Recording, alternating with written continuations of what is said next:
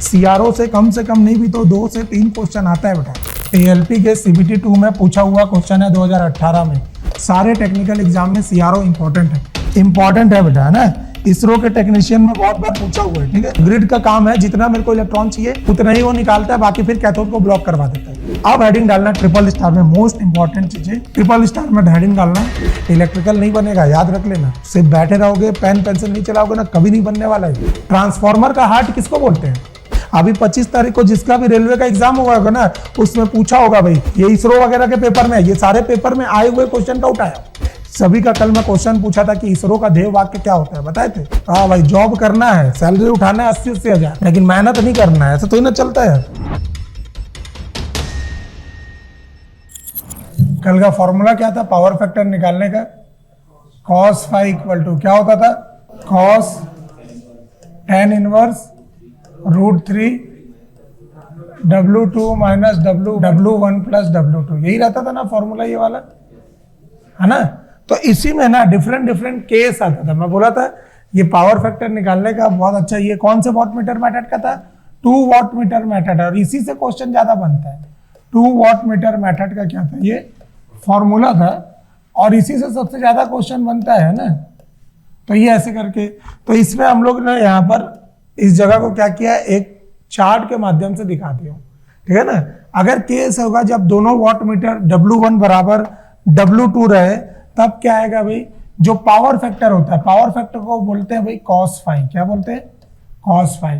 तो जो cos phi की वैल्यू होगी ना, यूनिटी का मतलब होता है भाई 1, cos phi का वैल्यू 1 आएगा। समझ आया कैसे किए थे ऐसा वाला?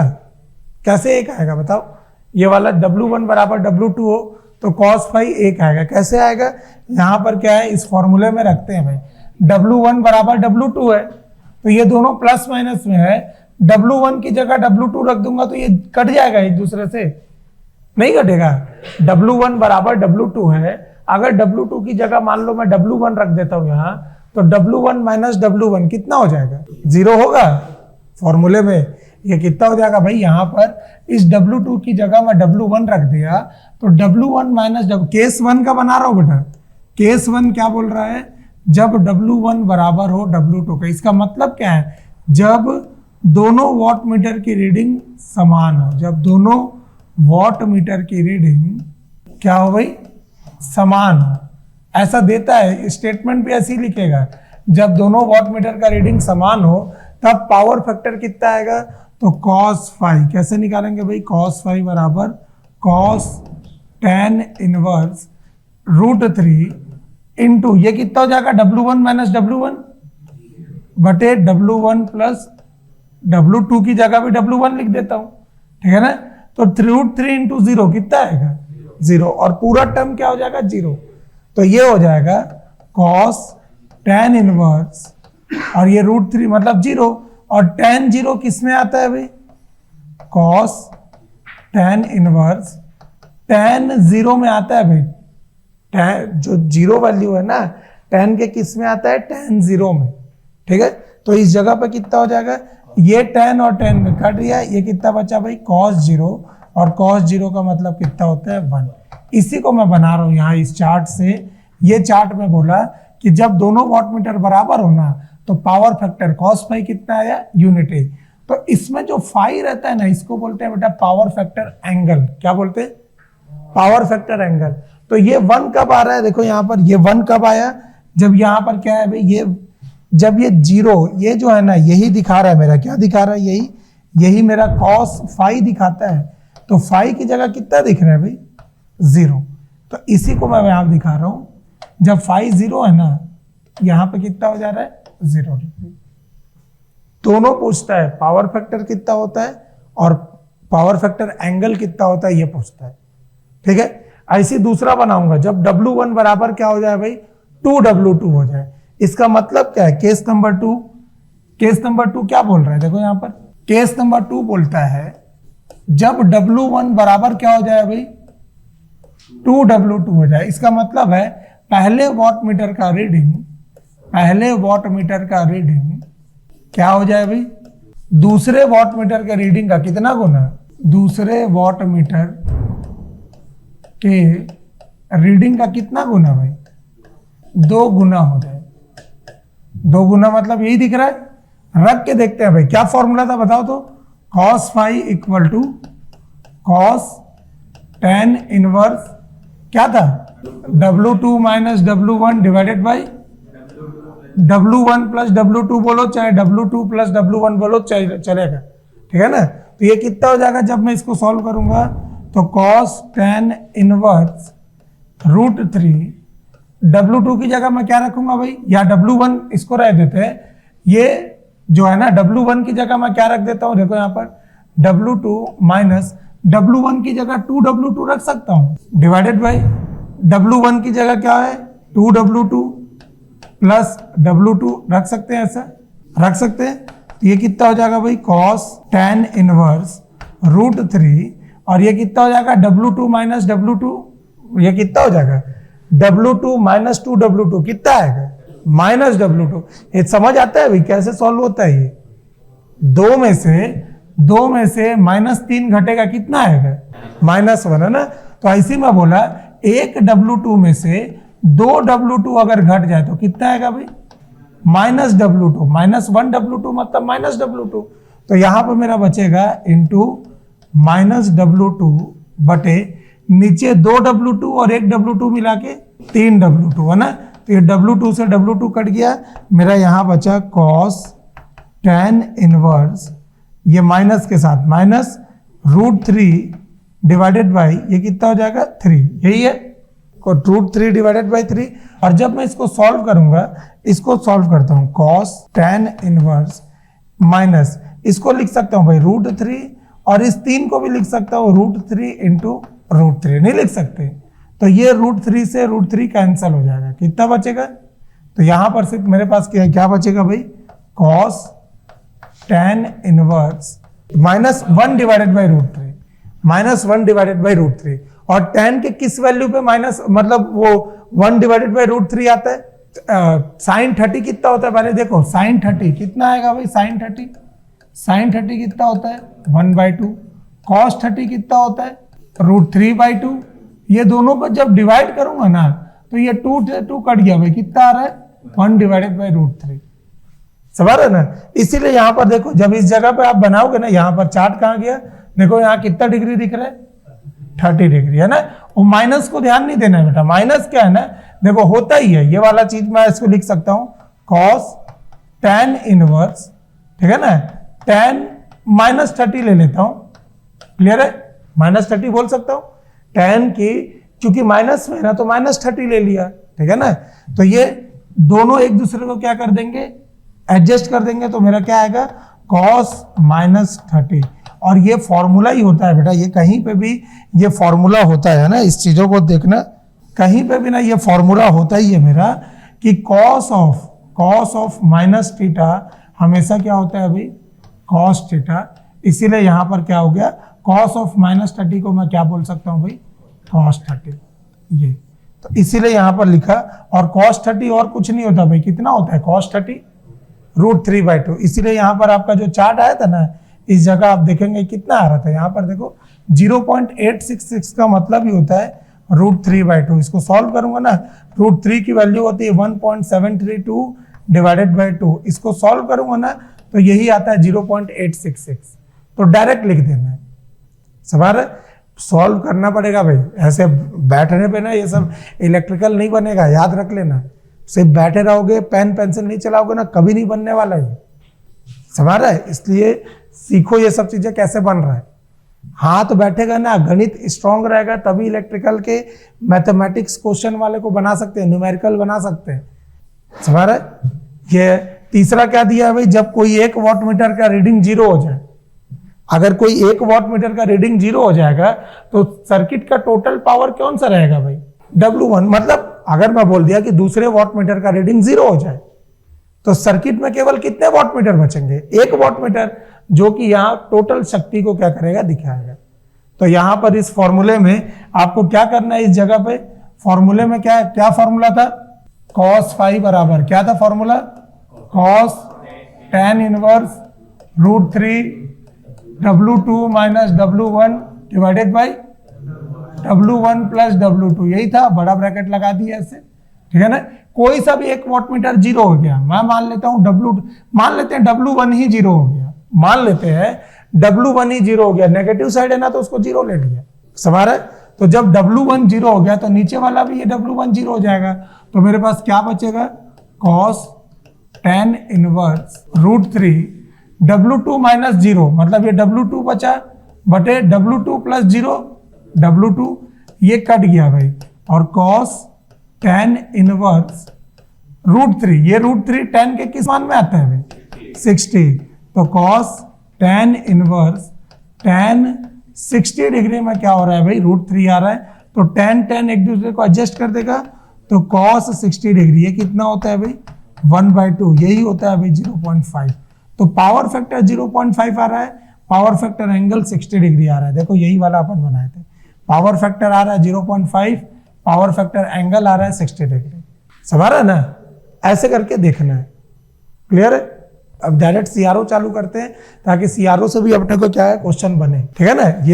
ये चार्ट उतार लियो, ये कहाँ देखे हैं भाई इसको, सीआरओ को कहाँ देखे हैं, हॉस्पिटल में चाहे कहीं पे भी कुछ भी अपन टेस्ट कराते ना तो ये दिखता है ना, तो सीआरओ में अभी ये इसमें क्या करेंगे हम लोग, देखो ये इसका डायग्राम है ना भाई, ये इसका ना डायग्राम है, दिख रहा है दूर से, ठीक है ना? इसका डायग्राम देखेंगे, ये वाला क्या क्या है इसका डायग्राम, फिर इसके डायग्राम को एक्सप्लेन करेंगे, ये सब कैसा रहता है ब्लॉक डायग्राम, उसके बाद ये पूरे क्वेश्चन है भाई, इसको आज को पूरे को क्वेश्चन को अपने को करना है, ठीक है ना? और इससे क्वेश्चन रिपीट होता है, सिर्फ इतना ही नहीं है, और भी कुछ चीजें बताऊंगा, और ये लास्ट में ना ये स्टार और डेल्टा वाले का ये चार्ट है, इसको भी देखना है, क्लियर हो रहा है?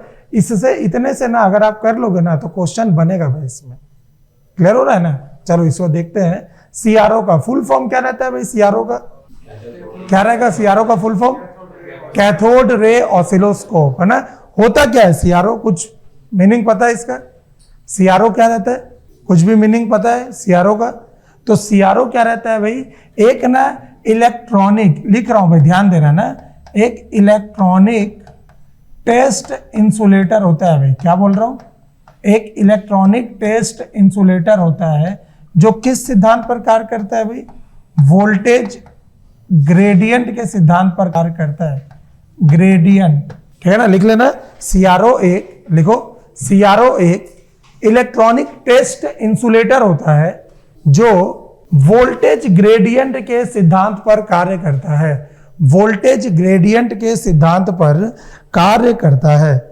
ये मीनिंग क्या है भाई, ये वोल्टेज ग्रेडियंट का मतलब क्या होता है, ये वोल्टेज ग्रेडियंट का इसका मतलब है इसमें हमेशा हम लोग क्या करते हैं, वोल्टेज को ना कांस्टेंट रखते हैं, क्या मैं बोला, वोल्टेज का कांस्टेंट कंसीडरेशन, कंसीडर करने का मतलब क्या है, मानना, समझ रहे? तो लिखना अर्थात सीआरओ में वोल्टेज का कांस्टेंट कंसीडरेशन किया जाता है, ठीक है? तो ये सीआरओ का कुछ पॉइंट्स है भैया ना, अभी लाइन से सीआरओ का पॉइंट्स बताऊंगा, उसको ध्यान से देखना है, ठीक? सीआरओ का हम लोग यूज कहां कहां करते हैं भाई, सीआरओ का यूज हम लोग कर सकते हैं मेडिकल में, समझ रहे? फ्रीक्वेंसी को फाइंड आउट करने के लिए कर सकते हैं, बैंडविड्थ भी दिखा देता है इसमें, समझ रहा है? लेकिन इसमें कभी भी ना पावर नहीं दिखाता, पावर मेजरमेंट नहीं करता, नोट करके, है ना? सीआरओ कभी भी पावर मेजरमेंट नहीं करता, लिख लेना, शक्ति मापता नहीं है भाई, पावर मेजरमेंट नहीं करता है। इंग्लिश में भी लिखा दो, सीआरओ लिख लेना, CRO is a electronic test insulator which works on the principle of voltage gradient. Note करके लिखना, सीआरओ कभी भी पावर मेजरमेंट नहीं करता, इंपॉर्टेंट है बेटा, है ना? इसरो के टेक्नीशियन में बहुत बार पूछा हुआ है, ठीक है? सीआरओ कभी भी पावर मेजरमेंट नहीं करता।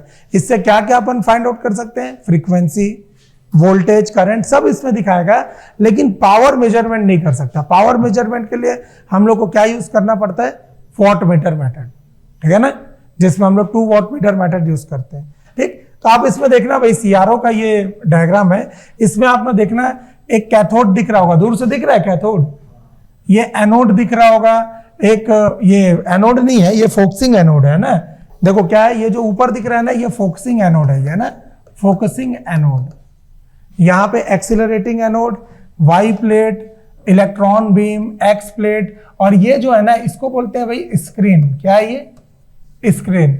तो ये सारे पूरे पार्ट का नाम देख लिया है ना, पूरे पार्ट का नाम देख रहे हैं अपन, ठीक है। तो इसमें सारे के ना हम लोग को नाम को लिखना है भाई। जैसे ये हीटिंग एलिमेंट है, तो हीटिंग एलिमेंट का काम क्या होगा, कैथोड है तो उसका काम क्या होगा, फोकसिंग एनोड है उसका काम क्या होगा, एक्सीलरेटिंग एनोड है उसका काम क्या होगा, ये सारे को हम लोग को लिखना है, ठीक है ना। तो सीआरओ का जल्दी से एक रफ डायग्राम बना लो अपने कॉपी में, ठीक है। देखो इसमें सबसे पहले ना हीटिंग एलिमेंट होता है, तो शॉर्ट में लिखना भाई हीटर, शॉर्ट में लिखना हीटर। हीटर क्या काम करता है, हीटर, ठीक है ना। शॉर्ट में लिखना हीटर क्या काम करेगा, कैथोड के टेम्परेचर को क्या करेगा, बढ़ाएगा भाई। यहाँ कैथोड, कैथोड पॉजिटिव होता है कि नेगेटिव होता है मेरे भाई, पढ़े हो एनोड कैथोड ये सब पढ़े हैं। तो कैथोड कैसा, एनोड कैसा रहता है बताओ, पॉजिटिव, तो कैथोड कैसा रहेगा, नेगेटिव। और नेगेटिव साइड से क्या होता है, हमेशा इलेक्ट्रॉन्स निकलता है, नेगेटिव से क्या होता है, हमेशा इलेक्ट्रॉन्स निकलता है। तो ये कैथोड ना नेगेटिव चार्ज है ना, तो इसको ये हीटर क्या करेगा भाई, इसको ज्यादा से ज्यादा टेम्परेचर करके ना गर्म करेगा, ठीक है ना। तो लिख लेना हीटर का मुख्य कार्य, लिखना हीटर का मुख्य कार्य कैथोड के टेम्परेचर को इंक्रीज करना होता है। दूसरा ये हो गया, हीटिंग एलिमेंट का काम खत्म। दूसरा लिखना कैथोड। अब ये कैथोड क्या काम करेगा, ज्यादा गर्म हो जाएगा तो क्या काम करेगा, इलेक्ट्रॉन को एमिट करेगा। एमिट का मतलब होता है इलेक्ट्रॉन्स को निकालता है, ठीक है ना, कैथोड में। अब दूसरा लिखना कैथोड। कैथोड क्या काम करेगा भाई, इलेक्ट्रॉन का एमिशन करता है भाई। ध्यान से देखना जो जो लिख रहा हूं, एमिशन का मतलब क्या है, अपने में से इलेक्ट्रॉन्स क्या करता है, निकालता है। क्लियर हुआ।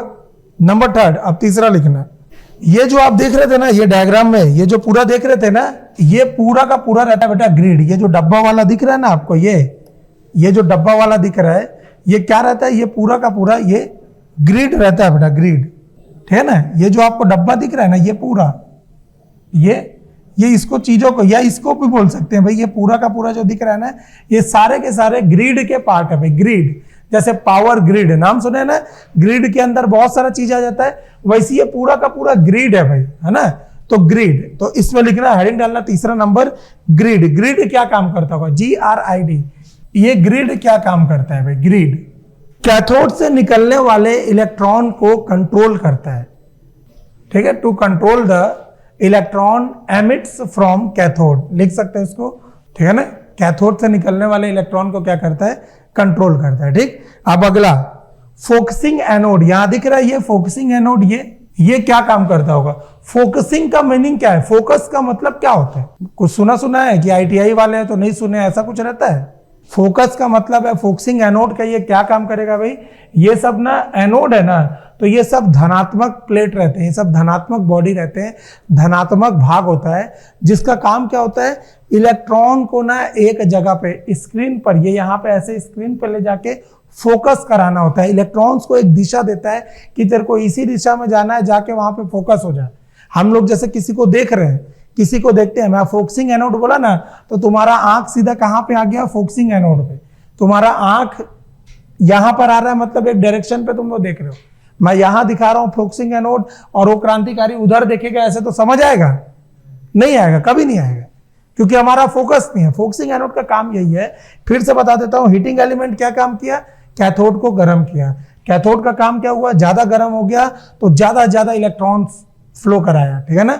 उसके बाद ग्रिड क्या काम किया, जितने भी कैथोड से इलेक्ट्रॉन निकल रहे हैं ना, वो सबको क्या किया, कंट्रोल किया। क्लियर है। फोकसिंग एनोड क्या काम करेगा कि जो भी इलेक्ट्रॉन निकल रहा है ना, उसको एक डायरेक्शन में फोकस करेगा कि तेरे को कहां जाना है। अल्टीमेटली यहां से तू निकल रहा है ना, तो तेरे को जाना कहां पे, स्क्रीन पे ही जाना है। क्लियर हो रहा है। तभी तो मेरे को देखूंगा ना भाई स्क्रीन पे कि दिख रहा है कि नहीं दिख रहा है। तो इसका काम क्या होगा, इलेक्ट्रॉन्स को क्या करना, फोकस करना। लिख लेना फोकसिंग एनोड का काम इलेक्ट्रॉन बीम को फोकस करना होता है। To focus the electron beam को फोकस करना होता है, जिससे वह एक दिशा में तत्पर हो सके। समझ आ गया क्या क्या बोला।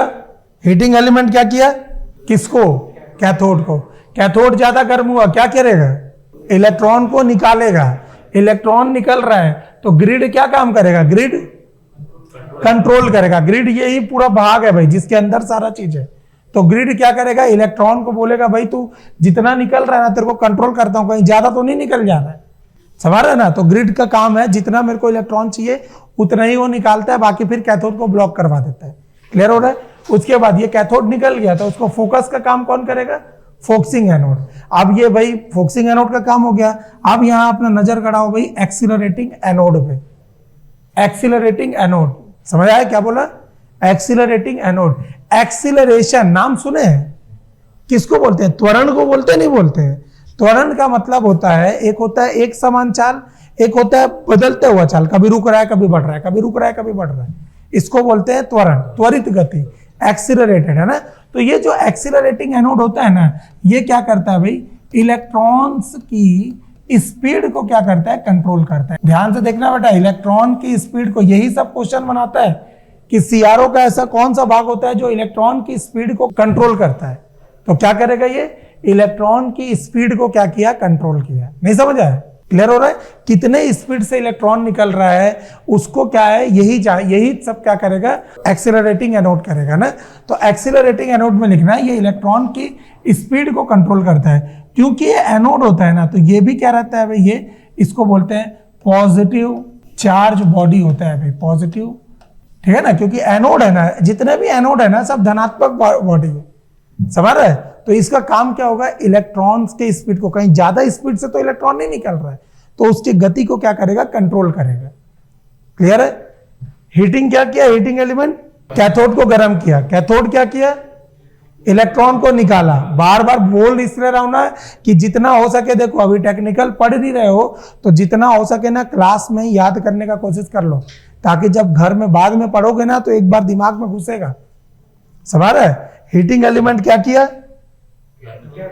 कैथोड को गर्म किया। कैथोड गर्म होकर क्या हुआ? इलेक्ट्रॉन को एमिट किया। ग्रिड, इसमें ये पूरे का कहीं ग्रिड नहीं है भाई, लिख लेना ग्रिड। ग्रिड क्या काम किया? ग्रिड कैथोड से निकलने वाले इलेक्ट्रॉन को कंट्रोल कर रहा है। क्या ये ग्रिड कैथोड से निकलने वाले इलेक्ट्रॉन की स्पीड को कंट्रोल कर रहा है क्या? नहीं, सिर्फ कितने नंबर ऑफ इलेक्ट्रॉन्स निकल रहे हैं, इलेक्ट्रॉन्स की संख्या को कंट्रोल कर रहा है। क्लियर है? ग्रिड के बाद क्या आया भाई? Focusing anode. ये क्या करेगा? फोकसिंग एनोड एक दिशा में क्या करेगा? इलेक्ट्रॉन बीम को क्या बोलेगा? तेरे को इसी दिशा में जाना है और स्क्रीन पे जाना है, तो एक दिशा में क्या करेगा? उसको फोकस करेगा। उसके बाद भाई क्या हुआ? Accelerating anode. ये क्या किया? इलेक्ट्रॉन की स्पीड को कंट्रोल किया है। ये जो दिखा है ना बेटा, ये वाला एक्स प्लेट वाई प्लेट, तो इसको ध्यान देना है। इसको हम लोग ना एक नाम से जानते हैं बेटा, एक्स प्लेट वाई प्लेट को ना हम लोग एक और नाम से जानते हैं। एक्स प्लेट जो होता है ना, एक्स प्लेट, इसको हम लोग बोलते हैं भाई हॉरिजॉन्टल डिफ्लेक्शन प्लेट। क्या बोल रहा हूं? आप इस डायग्राम में देखोगे ना, आप अगर इस डायग्राम में देखोगे यहां पर, तो आप देखना यहाँ इस जगह पर देखो, यहां पर ना ये आप देखोगे ना तो ये एक्सिस ऐसे आपको बना मिलेगा। कुछ एक्स एक्स पे चलता है, ऐसे जो कर्व दिख रहा है ऐसे ऐसे वाला, एक ऐसा दिख रहा है, ये कर्व। कर्व कभी भी कैसा बनता है भाई? कर्व हमेशा कैसा बनता है? जब मेरा क्या रहेगा? एक प्लॉटिंग रहता है, एक एक्स एक्सिस रहता है, एक वाई एक्सिस रहता है ना। तो ये एक्स प्लेट ही क्या होता है? इसको बोलते हैं हॉरिजॉन्टल। हॉरिजॉन्टल को हिंदी में क्या बोलते हैं? क्षैतिज प्लेट, क्षैतिज प्लेट। और एक होता है भाई वाई प्लेट को बोलते हैं vertical plate, vertical deflection plate. ये डिफ्लेक्शन प्लेट, मेरा बात समझ आ रहा है मैं क्या बोल रहा हूं?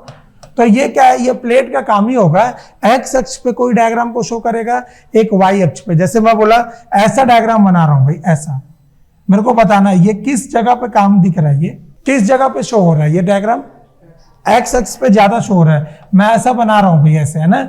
ये इस जगह पे बना रहा हूं, ध्यान देना, ये ऐसे बना रहा हूं। एक्स अक्ष पे ही क्या हो रहा है? पूरा दिख रहा है। ऐसा नहीं कि वाई अक्ष पे नहीं जाएगा, वाई अक्ष पे भी जाएगा, लेकिन एक्स अक्ष पे वो ज्यादा दिख रहा है। तो एक हॉरिजॉन्टल का, क्षैतिज का काम होगा, जितने भी एक्स वाले ना एक्स को दर्शाना। वर्टिकल, यहाँ पे वाई प्लेट का काम क्या होगा? वाई वाला, वाई प्लेट का काम क्या होगा? यहाँ पर वाई प्लेट जो रहेगा ना, इसका नाम रहता है भाई वर्टिकल डिफ्लेक्शन प्लेट। ठीक है? ये अंदर का भाग होता है, ये सारे के सारे, ये हॉरिजॉन्टली रूप से क्या करेगा? सबको दिखाएगा। वर्टिकल डिफ्लेक्शन प्लेट ऊर्ध्वाधर रूप से दिखाएगा, ऐसे दिखा देता है। ठीक है? अब हेडिंग डालना ट्रिपल स्टार में, मोस्ट इंपॉर्टेंट चीजें ट्रिपल स्टार में हेडिंग डालना, स्क्रीन, या इसी को मैं बोलता हूं CRT। इसका फुल फॉर्म क्या होगा? Cathode ray tube. ठीक है? Cathode ray tube. इस कैथोड रे ट्यूब को मैं क्या बोलता हूं भाई? Heart of CRO। क्या बोल रहा हूं? बहुत बार पूछा हुआ है। हार्ट ऑफ सीआरओ क्या है? सीआरटी। क्या नाम है इसका? फुल फॉर्म क्या होता है? Cathode ray tube. इस बोर्ड का, इस डिजिटल बोर्ड का हार्ट क्या है? स्क्रीन। यही नहीं होगा तो मैं देख पाऊंगा इसको? नहीं देख पाता। तो ये है भाई इसका हार्ट। ट्रांसफार्मर का हार्ट किसको बोलते हैं? कौन सा डिवाइस रहता है जो ट्रांसफार्मर का हार्ट कहलाता है? तो बुकोल्स रिले या बकोल्स रिले। नाम सुने? नाम सुना है भाई। बुकोल्स रिले होता है, टेम्परेचर सेंसिटिव रिले होता है। जहां जैसे ही टेम्परेचर बढ़ता है ना तो रिले क्या करता है? एक्टिवेट हो जाता है और सिग्नल किसको भेजता है? सर्किट ब्रेकर को। इसीलिए उसको बोलते हैं हार्ट ऑफ ट्रांसफार्मर। ऐसी ये सीआरटी किसको बोल रहे हैं भाई? Heart of CRO. ठीक है, इसमें ये पॉइंट लिख लो, दोनों को लिख लो। ये ऐसे शॉर्ट फॉर्म में लिखना बेटा, हार्ट ऑफ सीआरओ लिखना भाई। सीआरओ के स्क्रीन को ऑप्टिकल फाइबर, इसको हिंदी में बोलते हैं भाई, ऑप्टिकल फाइबर को बोलते हैं प्रकाशिक तंतु। आप फिजिक्स में पढ़ते हैं इसको, है ना, प्रकाशिक तंतु। ठीक है, आप ये वर्ड सुने हैं भाई, ये बार बार फिजिक्स में ना बहुत इंपॉर्टेंट क्वेश्चन रहता है भाई रेलवे में, कि ऑप्टिकल फाइबर किस सिद्धांत पर कार्य करता है। अभी 25 तारीख को जिसका भी रेलवे का एग्जाम हुआ होगा ना, उसमें पूछा होगा भाई तारों का टिमटिमाना किसका उदाहरण है? प्रकाश का अपवर्तन का है कि परावर्तन का? ऐसे एक क्वेश्चन दिया था जिसका भी। तो ये जो है ना ऑप्टिकल फाइबर, ये किसके ऊपर काम करता है भाई? ये पूर्ण आंतरिक परावर्तन के सिद्धांत पर कार्य करता है। पूर्ण आंतरिक परावर्तन, इसको बोलते हैं टोटल इंटरनल रिफ्लेक्शन। क्या बोल रहा हूं मैं? रिफ्लेक्शन। ये पूर्ण आंतरिक परावर्तन पर कार्य करता है। ठीक है ना, ये पूर्ण आंतरिक परावर्तन पर कार्य करता है, बहुत इंपॉर्टेंट है। तो ये क्या है? जो सीआरओ का स्क्रीन है ना, उसको किससे बनाते हैं बेटा? ऑप्टिकल फाइबर से बनाते हैं। क्यों बनाते हैं ऑप्टिकल फाइबर से? लिखना, सीआरओ के स्क्रीन को ऑप्टिकल फाइबर के द्वारा बनाया जाता है। ऑप्टिकल फाइबर के द्वारा बनाया जाता है, ब्रैकेट में लिख लेना, पूर्ण आंतरिक परावर्तन पर आधारित, अपने वर्ड में, ताकि ये याद रहे ना। ये अपने, ये फिजिक्स के लिए इंपॉर्टेंट है भाई, हमारे लिए अभी इंपॉर्टेंट नहीं। ठीक है ना, ये फिजिक्स के लिए क्वेश्चन आता है, इसलिए बता दिया कि पूर्ण आंतरिक परावर्तन पर ये काम करता है। ठीक है, तो ये पूर्ण ऑप्टिकल फाइबर के द्वारा बनाया जाता है, जिसमें लिखना, जिसमें फॉस्फर की कोटिंग की जाती है, जिसमें फॉस्फर की कोटिंग की जाती है। सीआरओ का ये जो दिख रहा है ना, सीआरओ का ये जो स्क्रीन दिख रहा है ना, ठीक है, ये जो स्क्रीन दिख रहा है ना आपको, ये वाला, यही बनाते हैं भाई। ये किससे बनाते हैं? इसको ऑप्टिकल फाइबर से बनाते हैं, ऑप्टिकल फाइबर। और इस ऑप्टिकल फाइबर में क्या करते हैं? फॉस्फर की कोटिंग करते हैं भाई, फॉस्फर की कोटिंग। कोटिंग का मतलब क्या होता है? परत चढ़ा देते हैं, एक परत चढ़ाते हैं। क्यों चढ़ाते हैं? क्योंकि ये क्या करता है भाई, ये जो फॉस्फर का कोटिंग रहता है ना, ये लाइट एनर्जी को ना इलेक्ट्रिकल एनर्जी में अच्छे से कन्वर्ट करता है। प्रकाशीय ऊर्जा को क्या करता है? इलेक्ट्रिकल, विद्युतीय ऊर्जा में क्या करता है? कन्वर्ट कर देता है। ठीक है ना, तो लिखना अभी आगे लिखना। यहां पे आप देखते हैं भैया ना, प्रदीप्ति, नाम सुने? प्रदीप्ति, जिसको बोलते हैं इल्यूमिनेशन, नाम सुने? फॉस्फर की कोटिंग से इल्यूमिनेशन की दक्षता बढ़ती है, जिसको बोलते हैं एफिशिएंसी, है ना, जो लाइट एनर्जी को इलेक्ट्रिकल एनर्जी में क्या करता है? कन्वर्ट कर देता है। अब ये ऐसा कोई कन्वर्टर नहीं है भाई, ये बस क्या करता है, अब मैं बोला यहाँ लाइट लगा है भाई, यहाँ पूरा व्हाइट क्यों रखे? व्हाइट क्यों लगा के रखे? पूरा ये दीवार भी व्हाइट है, सब बोर्ड भी व्हाइट है, ये पूरा व्हाइट है। व्हाइट क्यों लगाए? क्या रीजन है व्हाइट लगाने का? व्हाइट लगाने से क्या होता है? लाइट पूरा एकदम एक क्या है, अच्छा खासा लाइट दिखता है। अब यहाँ कुछ और कलर रहता ना और लाइट लगाता तो उतना इफेक्टिव नहीं दिखता, समझ ना? यही फॉस्फर का कोटिंग करता है। अब ऐसा नहीं है कि एकदम वो कोई कन्वर्टर नहीं है भाई, वो क्या करता है? एनर्जी जो आ रहा है ना, उसको बस ना स्क्रीन पर इलेक्ट्रिकली रूप से क्या करता है? शो कर देता है। जैसे इसमें लाइट एनर्जी आ रहा है ना, स्क्रीन पे दिख रहा है ना, मतलब ये क्या है? मेरा इलेक्ट्रिकल एनर्जी काम कर रहा है। तो ये एज अ कोई कन्वर्टर नहीं है, कन्वर्टर चीज अलग हो जाता है। ठीक है ना, बस फॉस्फर की कोटिंग करने से क्या होता है? ये बहुत तेज काम करता है और कुछ नहीं है। क्लियर हुआ? चलो नोट करके लिखना, नोट नंबर में लिखना। सीआरओ का इनपुट रेजिस्टेंस, सीआरओ का इनपुट रेजिस्टेंस 1 मेगा ओम होता है। बहुत इंपॉर्टेंट है भाई, 1 मेगा ओम होता है। एएलपी के सीबीटी 2 में पूछा हुआ क्वेश्चन है 2018 में। ठीक है, इसका क्वेश्चन कराऊंगा मैं। ठीक है, इनपुट रेजिस्टेंस इंपॉर्टेंट है ये वाला। ठीक, दूसरा नंबर, नोट नंबर 2, ये पहला नंबर है, दूसरा नंबर, नोट नंबर 2, सीआरओ का signal frequency, the signal frequency of CRO 10 megahertz. Frequency का यूनिट किस में रहता है? हर्ट्ज में, है ना। तो 10 मेगाहर्ट्ज से अधिक होता है, 10 मेगाहर्ट्ज से अधिक होता है। ये क्यों अधिक रखते हैं? रखते इसलिए है ना, जितना ज्यादा फ्रीक्वेंसी होगा ना उतने ज्यादा स्पीड से इलेक्ट्रॉन क्या होंगे? एमिट होते हैं। इसीलिए इसको लगा के रखा है भाई 10 मेगाहर्ट्ज से अधिक। क्यों होगा? ज्यादा फ्रीक्वेंसी से इलेक्ट्रॉन की गति बढ़ती है। समझ रहा है? हर चीज करने का कुछ रीजन रहता है बेटा। हम लोग गाड़ी साफ करते हैं, कभी कभी गाड़ी, घर का गाड़ी को कर धोते हो, कभी कभी टाइम मिलता है तो अपना गाड़ी साइकिल धोते नहीं धोते हो?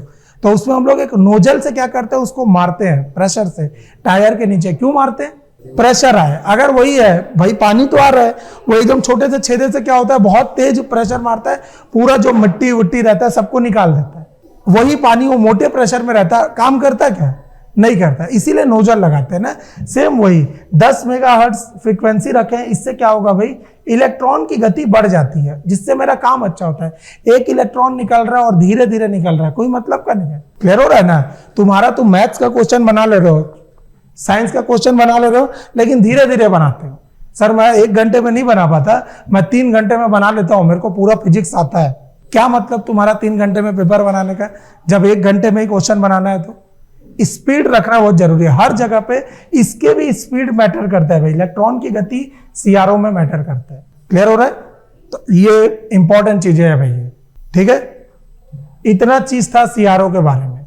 सीआरओ में क्या हुआ भाई? स्क्रीन को किससे बनाते हैं? ऑप्टिकल फाइबर से बनाते हैं। इस ऑप्टिकल फाइबर में किसकी कोटिंग करते हैं? फॉस्फर की कोटिंग करते हैं, जिससे स्क्रीन का ल्यूमिनस एफिशिएंसी बढ़ जाता है। यहां पर भी ना स्क्रीन में कुछ ना कुछ कोटिंग होगा।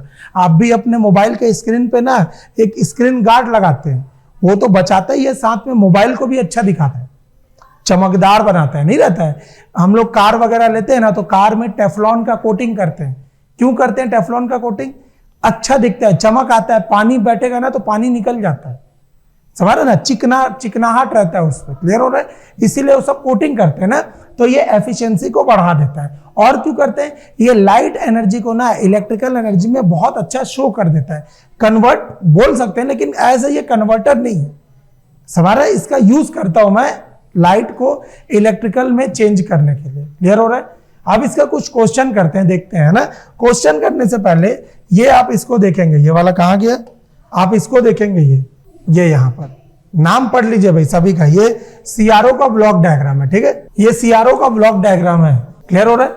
यहां पे देखना सेम, ये इनपुट सिग्नल, वर्टिकल एम्पलीफायर, ये सीआरटी। सीआरटी का मतलब कैथोड रे ट्यूब है ना।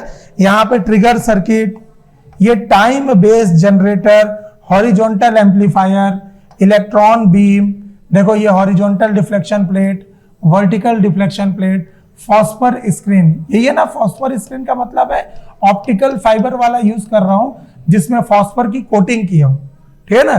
तो मेरा ये स्क्रीन पे ऐसे ऐसे शो होता है। क्लियर है? ये इतना देख लेना है, मैं बोलूंगा भाई टाइम बेस्ड जनरेटर सीआरटी के, ये पूरा ट्यूब है भाई, ये पूरा जो है ना ग्रिड तो ये बोल सकता हूं इसको, ये पूरा का पूरा क्या है? ट्यूब है भाई, ट्यूब। समझ रहा ना? ट्यूब के अंदर ये स्क्रीन है, यही है इसका हार्ट। क्लियर है?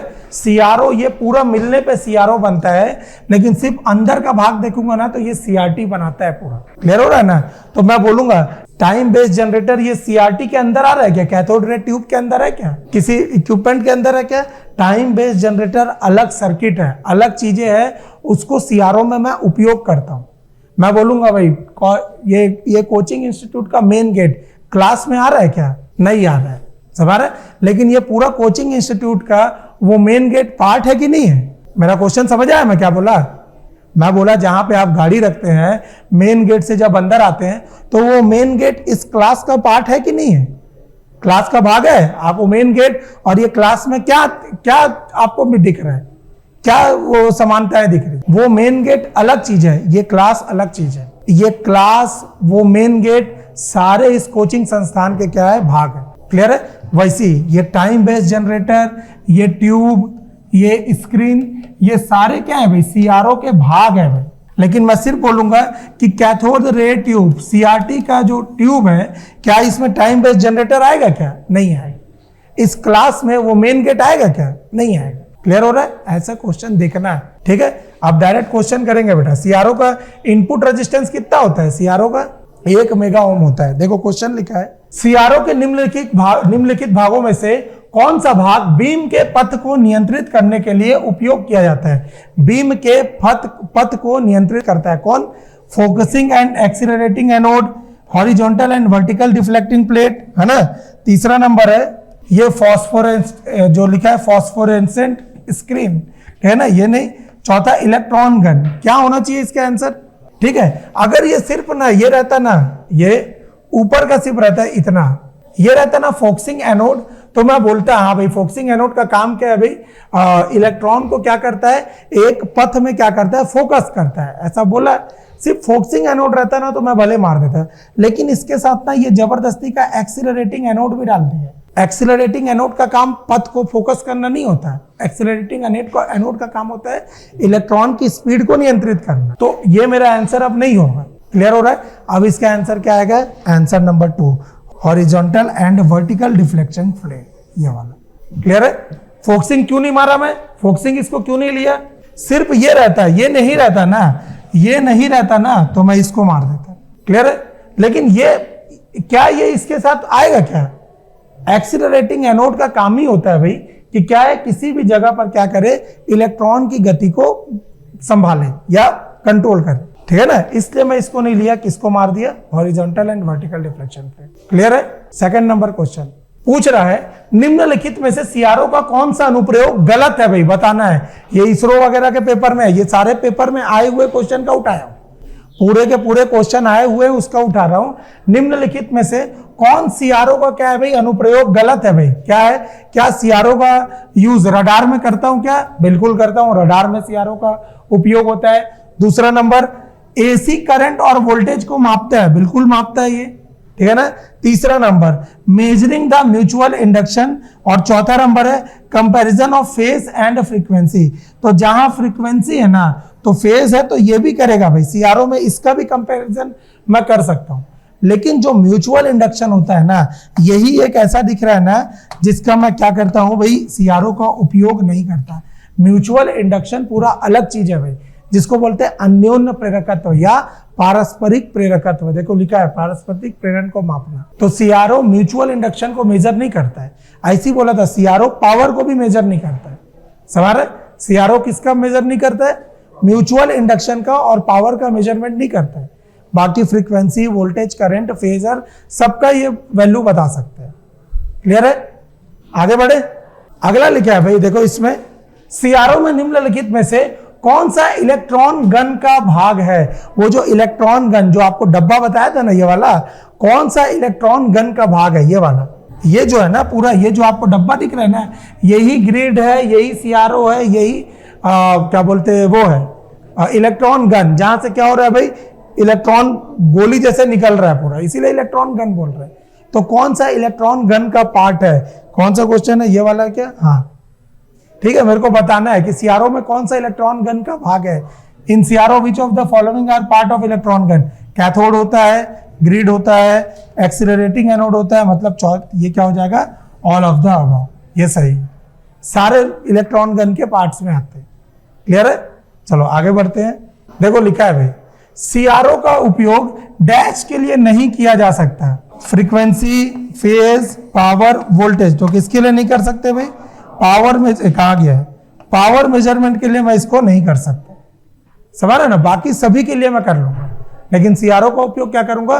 पावर मेजरमेंट के लिए नहीं कर सकता। ठीक है, अगला प्रश्न, सीआरओ में सिग्नल आवृत्ति क्या है भाई? सीआरओ में सिग्नल आवृत्ति होता है, कितना रहता है भाई सीआरओ का सिग्नल आवृत्ति? Less than 1 megahertz, 1 megahertz, more than 10 megahertz, ये रहेगा ऑप्शन नंबर 3।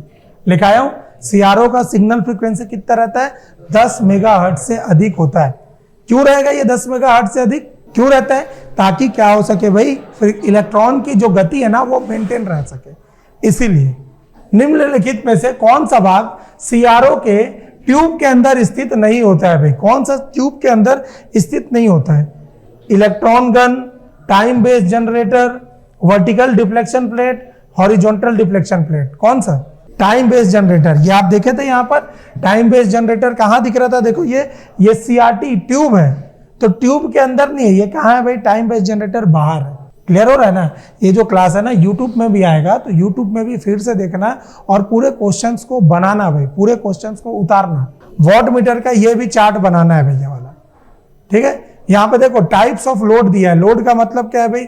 यहाँ पर दे दिया है, इसको अभी बनाओगे ना क्लास में, और घर में जाके वापस ये वीडियो को देखोगे, क्वेश्चन को बनाना है। सीआरओ से कम नहीं भी तो 2 से 3 क्वेश्चन आता है बेटा। सारे टेक्निकल एग्जाम में सीआरओ इंपॉर्टेंट है।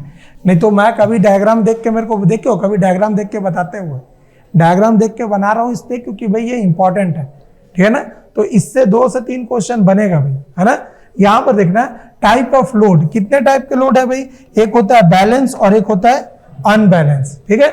तो बैलेंस लोड पे star connected 3 phase 3 wire system, मैं एक जो थ्योरम कल बताया था जिसका नाम था ब्लॉन्डर्स थ्योरम या ब्लंडर्स थ्योरम, ऐसा बोलते थे। मैं बोला था जितने वायर होंगे उतने क्या होगा, उससे एक कम क्या होगा? वॉट मीटर रहेगा। 3 वायर के लिए कितने वॉट मीटर होंगे? 2। देखो यहाँ पर वॉट मीटर की संख्या ना, बैलेंस लोड में कितने हैं? 2। यहाँ पर अनबैलेंस में भी 2। लेकिन star connection 3 phase 4 wire system के लिए एक भी यूज कर सकता हूं, 2 भी, 3 सभी चल सकता है। 4 वायर सिस्टम के लिए 1 वॉट मीटर भी चल सकता है, 2 वायर वॉट मीटर भी चल सकता है, 3 भी, कुछ भी हो सकता है, लेकिन 4 नहीं होगा। हमेशा उससे एक कम तक ही लेते हैं, ठीक है? फिर उसके बाद देखो यहाँ पर डेल्टा कनेक्शन के लिए 3 फेज 3 वायर, क्योंकि डेल्टा में 4 वायर तो लगा ही नहीं सकता। डेल्टा में लगा सकता हूं क्या 4 वायर? डेल्टा तो ऐसा रहता है ना बेटा, डेल्टा तो ऐसा रहता है 1 2 3 वायर से ज्यादा कहां बना पाऊंगा?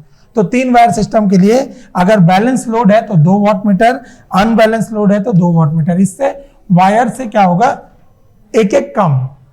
यहां पे भी देखो 3 वायर है ना, तो 2 वॉट मीटर 2 वॉट मीटर। बस अपने को ध्यान कहां रखना है, 4 वायर में मैं बैलेंस लोड में 1 2 3 तीनों कर सकता हूं, और अनबैलेंस में केवल 2 और 3, 1 नहीं लूंगा, 1 वॉट मीटर यूज नहीं करता हूं। समझ रहा है? तो वॉट मीटर का कल क्वेश्चन कराऊंगा, वॉट मीटर के पूरे ऑब्जेक्टिव जितना भी हम लोग पढ़े, पूरे ऑब्जेक्टिव। ये चार्ट याद कर लेना भाई, ये चार्ट से क्वेश्चन बनेगा, ठीक है? मैं बोलूंगा 3 phase 4 wire system star connected में कितने वॉट मीटर का उपयोग कर सकता हूं। पहला नंबर है 1 वॉट मीटर, दूसरा ऑप्शन है भाई बी है 2 वॉट मीटर, तीसरा है भाई 3 वॉट मीटर, चौथा दे दूंगा ऑल, 1 A B C। क्या करूंगा भाई? ये वाला तो बैलेंस है, तो बैलेंस में क्या होगा भाई? ये वाला 3 फेज 4 वायर सिस्टम बोल रहा हूं, तो 1 2 3 तीनों का यूज कर सकता हूं, ठीक है ना? ऐसा चेक करना है, ठीक? सभी का कल मैं क्वेश्चन पूछा था कि इसरो का ध्येय वाक्य क्या होता है, बताए थे? हाँ भाई, जॉब करना है, सैलरी उठाना है 80-80 हजार, लेकिन मेहनत नहीं करना है, ऐसा तो ही ना चलता है। यही है मानव जाति की सेवा में अंतरिक्ष प्रौद्योगिकी, ठीक है ना? यही है इसका ध्येय वाक्य। स्पेस टेक्नोलॉजी होता है ना, वो हमेशा ह्यूमन डेवलपमेंट के लिए ही यूज किया जाए। पूरे वर्ल्ड में इसरो का ही है भाई जो ये चीजें चलता है ना? सवाल है। कल मैं आपको बताया था कि एक प्रोब 3 मिशन लॉन्च होने वाला था, जिसका क्या है? पोस्टपोन हो गया। अब वो क्या हो गया? आज होगा। सवाल है ना, आज हो जाएगा। तो बताना है भाई प्रोब 3 किसका मिशन है, हमारा है कि दूसरे का है? ये आप कमेंट सेक्शन में बताएंगे, ठीक है ना? महाराष्ट्र का नया सीएम कौन बना, कमेंट सेक्शन में लिखेंगे, ठीक है ना? आज के लिए खत्म करते हैं इसको, चलो कल इसका ऑब्जेक्टिव करेंगे बेटा, ठीक?